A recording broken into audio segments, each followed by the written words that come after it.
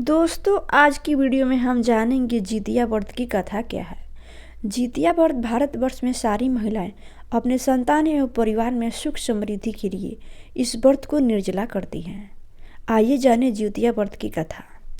जितिया व्रत की कथा में एक चील और सियारन की भी कथा की जाती है। एक वन में एक पेड़ के ऊपर चील रहा करती थी। पास ही में एक झाड़ी में सियारन भी रहा करती थी। दोनों एक दूसरे से बहुत प्यार करते थे। दोनों में बहुत ही प्यार था। एक दूसरे का ध्यान रखा करते थे। जो भी चील लाती थी वह सियारन को भी दिया करती थी। एक बार जंगल के पास की गांव में सारी महिलाएं जितिया व्रत की पूजा कर रही थी। तभी चील की नज़र उस महिलाओं पर पड़ती है। वह देखने लगी। उसके बाद चील जाकर सारी सियारनों को बताया। दोनों ने यह विचार विमर्श किया कि हम भी जितिया व्रत रखेंगे। अगले साल दोनों चील और सियारन ने बड़े ही प्रेम भाव के साथ जितिया व्रत रखा। दिन में दोनों ने बहुत ही प्रेम भाव के साथ पूजा पाठ किया।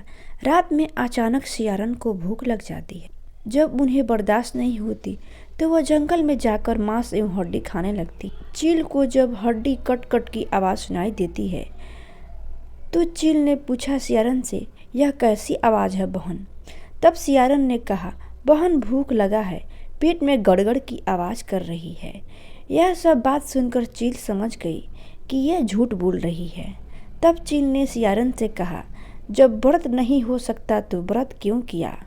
सियारन चील की बातें सुनकर शर्मा गई, लेकिन तब तक व्रत भंग हो चुका था। चील ने पूरी रात भूखे रहकर निर्जला व्रत को पूर्ण किया। अगले जन्म दोनों राजकुमारी बनकर जन्म लिए। शादी के बाद दोनों का बच्चा हुआ। सियारन का बच्चा मर जाता था, लेकिन चील का बच्चा अच्छे और स्वस्थ रहा करता था। सियारन को जलन होने लगी। ऐसा क्यों हो रहा है मेरे साथ? वह सोचने लगी। तब उसकी बहन ने चील पिछले जन्म का सारी बात बताई और फिर से सियारन को जितिया व्रत को विधिपूर्व रखने का बात बोला। तब सियारन ने विधि पूर्वक के साथ जितिया व्रत रखा।